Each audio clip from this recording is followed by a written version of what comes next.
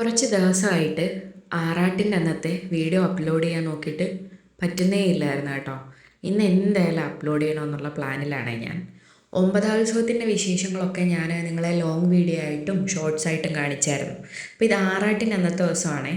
ഞാൻ ഒമ്പതാം കഴിഞ്ഞ് കുടുംബത്തിൽ തന്നെ സ്റ്റേ ബാക്ക് ചെയ്തു കേട്ടോ. അമ്മ അങ്ങ് പോയി, ഞാനും കോക്കപ്പനും ഇവിടെ ഉണ്ട്.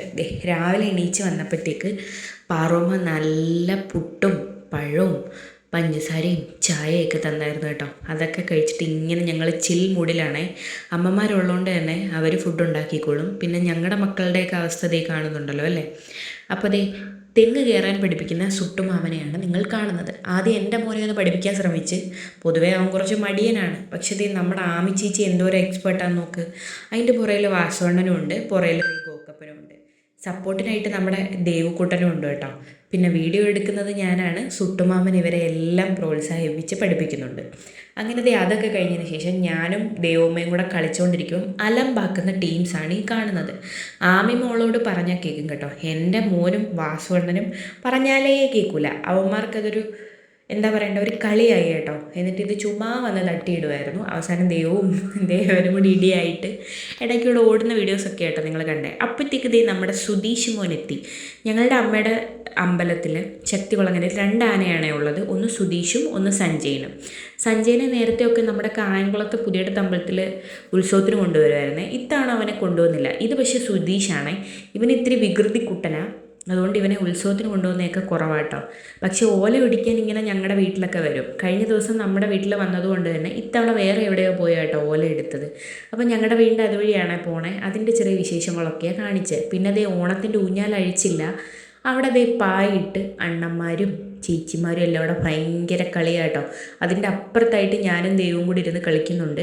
ഞങ്ങളുടെ വീക്ഷണത്തിൽ തന്നെ ഇവരും ഉണ്ട്. പിന്നെ നേരെ മാങ്ങ അഴിക്കുക എന്നുള്ള പ്ലാനിട്ട് കുടുംബത്തും മാങ്ങയുണ്ട്, രാധേമ്മയുടെ അവിടെ മാങ്ങയുണ്ട് കേട്ടോ. അപ്പോൾ കുറച്ചുകൂടെ നമുക്ക് എത്താവുന്ന രീതിയിൽ രാധേമ്മയുടെ അവിടുത്തെ മാങ്ങയാണ് നിന്നെ.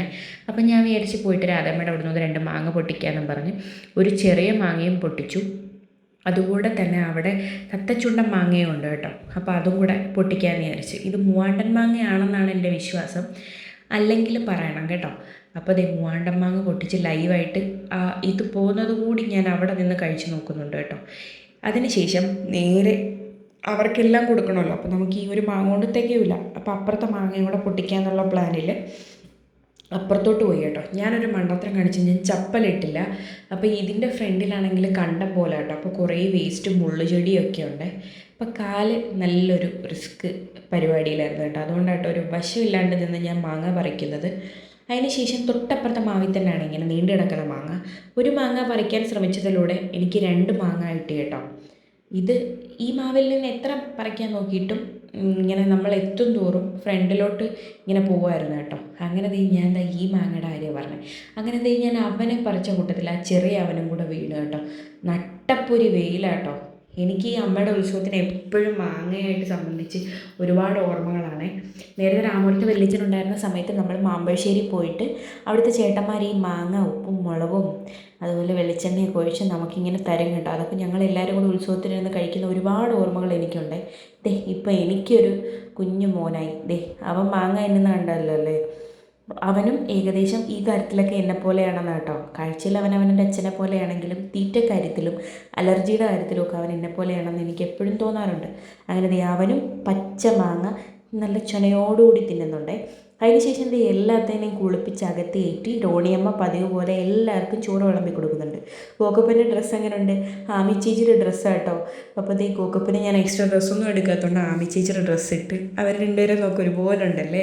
ഇതിനകത്ത് ഏറ്റവും ഉള്ളത് കോക്കപ്പനും, അത് കഴിഞ്ഞാൽ ആമിയും, പിന്നെ നടുക്കിരിക്കുന്ന വാസുവണ്ണനുമാണ് മൂത്തത്. അപ്പോൾ അവർ 3 പേരും കൂടെ ഇരുന്ന് നന്നായിട്ട് കഴിക്കുന്നുണ്ട് കേട്ടോ. ഇത് ഞങ്ങളുടെ തറവാട്ടിലെ 3ാമത്തെ തലമുറയാട്ടോ.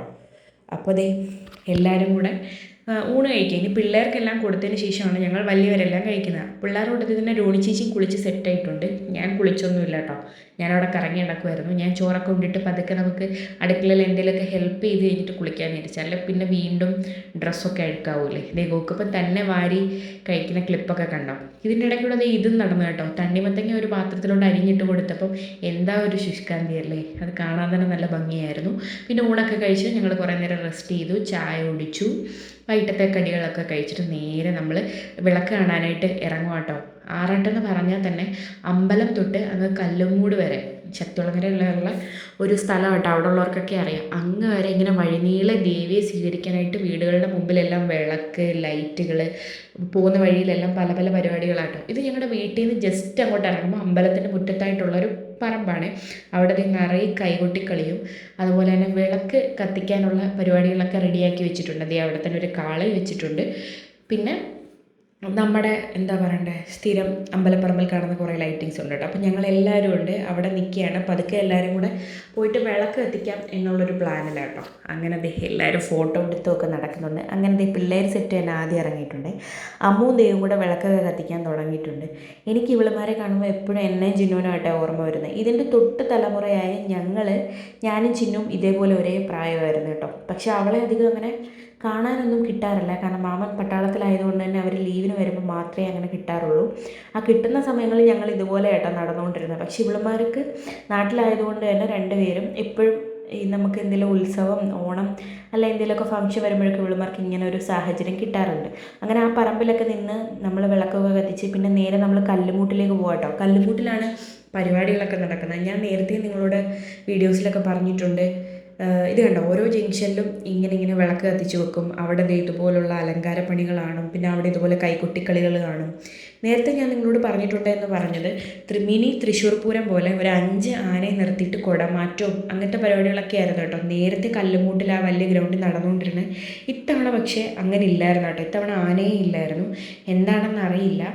ഇത്തവണ പുതിയ പരിപാടികളാട്ടോ കൊണ്ടുവന്നത്. അത് ഞാൻ വഴിക്ക് കാണിച്ചു തരാം കേട്ടോ. ഇത് നമ്മളിപ്പം അമ്പലത്തിൽ നിന്ന് ഇങ്ങനെ നടന്ന് വരുമ്പോൾ ഓരോരോ ജംഗ്ഷൻ വരുമല്ലോ. നമ്മളത് ആ ഓരോ ജംഗ്ഷനിലും കാണുന്ന കാഴ്ചകളാട്ടോ ഇത് കാണുന്നത്. ഇങ്ങനെ നടന്നാണ് നമ്മൾ നേരെ അങ്ങ് കല്ലുമൂട്ടിലെത്തുന്നത്. എന്ത് രസമുണ്ടല്ലേ മക്കളെല്ലാം ഇങ്ങനെ കളിക്കുന്ന കാണാൻ. എനിക്ക് ഒരു തവണയെങ്കിലും ഈ കൈകൊട്ടിക്കളി കളിക്കണമെന്ന് ഭയങ്കര ആഗ്രഹം കേട്ടോ. ഈ ബലൂൺ കൊണ്ടുപോയപ്പോൾ ഞാൻ അതിൻ്റെ ഇടയ്ക്കൂടെ എൻ്റെ ക്യാമറ ഓടിച്ചത് എങ്ങനെയുണ്ട്. അതിന് ശേഷം മെയിൻ പരിപാടിയായ അന്നത്തിലേക്ക് കടന്നു. ആദ്യം തന്നെ നമ്മൾ ഇങ്ങനത്തെ കടികളെല്ലാം ഓർഡർ ചെയ്തിട്ടുണ്ട് കേട്ടോ. എൻ്റെ ഏറ്റവും ഇഷ്ടപ്പെട്ട കടിയാണ് കോളിഫ്ലവർ. പിന്നെ മുളക് ബജിയുണ്ട്, ഉള്ളിവടയുണ്ട്. കോളിഫ്ലവർ പിന്നെ പിള്ളേർ സെറ്റല്ലേ നന്നായിട്ട് കഴിക്കേണ്ടതെന്ന് വെച്ചാൽ അവളുമാരെല്ലാം കൊടുത്തു കേട്ടോ.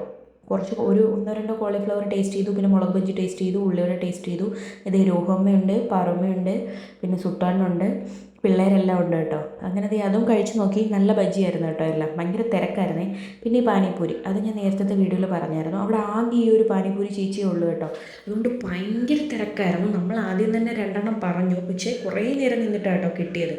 ചേച്ചിക്ക് വേറെ സഹായത്തിനൊന്നും ആരുമില്ല. അതുകൊണ്ടാണ് ഇത്രയും താമസം. പിന്നെ അതുപോലെ വാങ്ങാനും ആളുണ്ട്. ഈ പാനിപ്പൂരി ഇഷ്ടമല്ലാത്തവരായിട്ടൊന്നും ആരും ഇല്ലല്ലോ. പിന്നെ ഉണ്ടാക്കി തന്ന പാനിപ്പൂരി നല്ലതായിരുന്നു കേട്ടോ. ഞങ്ങൾ കഴിച്ച് കഴിഞ്ഞപ്പോൾ ഞങ്ങൾക്ക് തികയാത്തത് പോലെ തോന്നി. പക്ഷേ വീണ്ടും നമുക്ക് പാനിപ്പൂരി ഓർഡർ ചെയ്യാൻ നിൽക്കണമെങ്കിൽ വീണ്ടും ഒരുപാട് താമസിക്കും കേട്ടോ. അതുകൊണ്ട് ഞങ്ങൾ നിന്നില്ല. 2 പ്ലേറ്റ് വാങ്ങിച്ചത് ഞങ്ങൾ ഷെയർ ചെയ്ത് കഴിച്ചു. പിന്നെ ആമി ചേച്ചിക്ക് ഇതിൻ്റെ ബോൾസ് മാത്രം മതി കേട്ടോ. ഗോക്കപ്പന് എന്തേന്ന് എല്ലാവരും വിചാരിക്കും. ഗോക്കപ്പൻ രാവിലെ തൊട്ട് വൈകുന്നേരം വരെ ഭയങ്കര മേളമായിരുന്നു കേട്ടോ. അതുകൊണ്ട് ഉറങ്ങിയതേ ഇല്ല.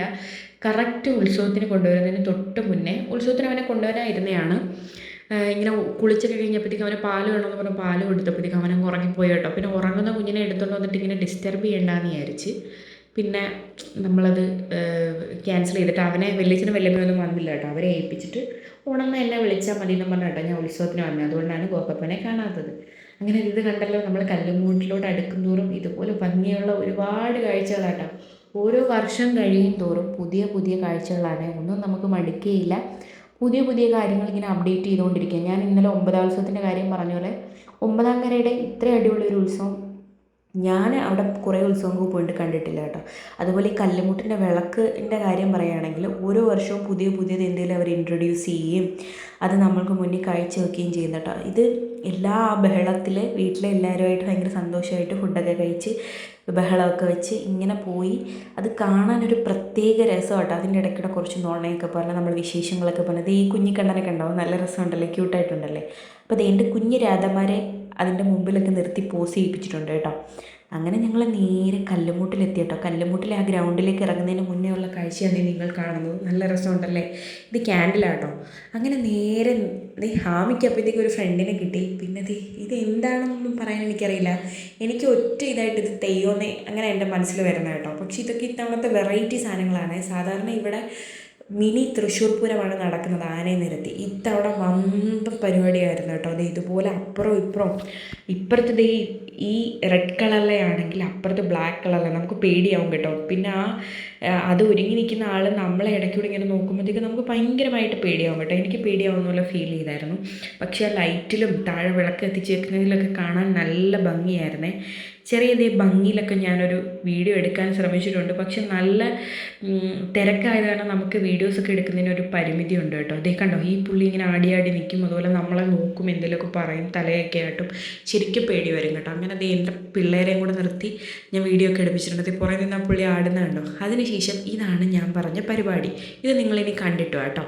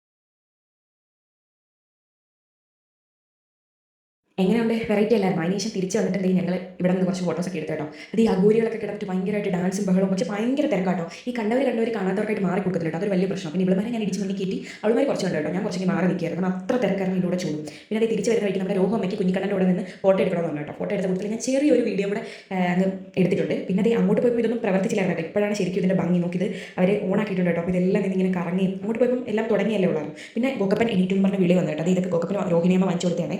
അങ്ങനെ ഈ ഗോക്കപ്പൻ എണീറ്റു എന്ന് പറഞ്ഞ വിളി വന്നപ്പോൾ അവളുമാർ ഞാനിവിടെ വെച്ച് പിടിച്ച് വീട്ടിലോട്ട് നടക്കും കേട്ടോ. പുറകിൽ പാറോമയും സുട്ടോണൊക്കെ വരുന്നുണ്ട്. പക്ഷേ ഞങ്ങൾ വെച്ച് നടക്കുമായിരുന്നു. ഐസ്ക്രീം ഒക്കെ ഒന്നും വാങ്ങിയില്ല കേട്ടോ. അപ്പോൾ ദേവി വരുന്ന സമയമാവുന്നുണ്ട്. അതുകൊണ്ട് അത് എല്ലായിടും വിളക്കൊക്കെ കത്തിച്ചത് വീടിൻ്റെ ഫ്രണ്ടിലെല്ലാം. ഇനി ഇതുവഴി ഇങ്ങനെ ആനപ്പുറത്ത് പോകും കേട്ടോ. അപ്പോൾ അതൊക്കെയാണ് പത്താവത്സവത്തിൻ്റെ വിശേഷം. അങ്ങനെ വീട്ടിൽ ഞങ്ങൾ ഓടിയെത്തി. പിന്നെ സുട്ടോണ ഐസ്ക്രീം ഒക്കെ വാങ്ങിച്ചു കേട്ടോ. അങ്ങനെ ഐസ്ക്രീം ഒക്കെ കഴിച്ച് അന്ന് ഞാൻ തിരിച്ച് കായംകുളത്തോട്ട് വരുമായിരുന്നു കേട്ടോ. അപ്പോൾ എപ്പോഴും മറക്കാൻ പറ്റാത്ത ഉത്സവമാണ് അമ്മയുടെ വീട്ടിലെ ഉത്സവം, ഓണം. എൻ്റെ കൊച്ചിലത്തെ ലൈഫിലെ ഏറ്റവും വലിയ സന്തോഷം അവിടെ ഈ ഉത്സവത്തിന് ഓണത്തിന് പോകുന്നതായിരുന്നു. പിന്നെ നമ്മൾ വളർന്നതിന് ശേഷം നമുക്ക് വേറെ ഒരുപാട് കാര്യങ്ങളുണ്ട് എങ്കിൽ തന്നെയും ഇപ്പോഴും അമ്മ വീട്ടിലെ ഓണം ഉത്സവം എനിക്ക് മാക്സിമം ഞാൻ ഒഴിവാക്കാതിരിക്കാൻ ശ്രമിക്കും കേട്ടോ. ഒറ്റ ദിവസം ഞാൻ പറഞ്ഞു വന്നാലും എങ്ങനെയൊക്കെ അച്ഛൻ്റെ അടുത്ത് ചോദിച്ചിട്ട് ഒരു ദിവസമൊക്കെ നിൽക്കും കേട്ടോ. 9, 10 ഒക്കെ നിൽക്കും. അപ്പം അതിൻ്റെ വിശേഷങ്ങളൊക്കെയാണ് ഞാൻ നിങ്ങളുടെ കൂടെ ഷെയർ ചെയ്തത്. നിങ്ങളുടെ അവിടെ ഉത്സവങ്ങളൊക്കെ ഇങ്ങനെയാണോ, എല്ലാവരും കൂടെ കുടുംബം ഇങ്ങനെയാണോ, ഇനി അടുത്ത ഇതുപോലെ കൂടുന്ന ഓണത്തിനാട്ടോ. അപ്പോൾ അതിൻ്റെ ഓണത്തിൻ്റെ വിശേഷങ്ങളൊക്കെ ഞാൻ നിങ്ങളെ നന്നായിട്ട് കാണിച്ചു തരാം. പറ്റുള്ളൂ.